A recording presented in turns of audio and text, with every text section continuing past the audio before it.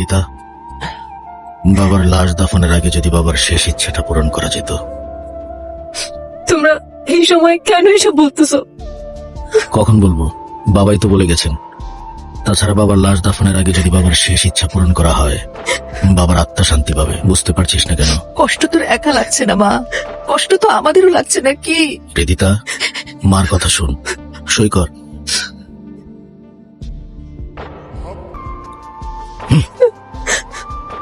এদিকে আয়। ম্যাম, একটু খেয়ে নিন, না হলে তো শরীরটা টিকবে না। এগুলো খাবার এসব নিয়ে যাও। আমার শরীর টিকলো কি না টিকলো তাতে এখন আর কিছুই যায় আসে না। যায় আসে ম্যাম। আপনার শরীর না টিকলে আমার কন্ট্যাক্ট ব্রিচ হবে। আর অসুস্থ কিংবা মৃত ব্যক্তিকে নিরাপত্তা দেওয়ার থেকে সুস্থ ব্যক্তিকে নিরাপত্তা দেওয়া অধিক কার্যকর। তুমি যেভাবে ভাবছো ওইভাবে কিচ্ছু হবে না।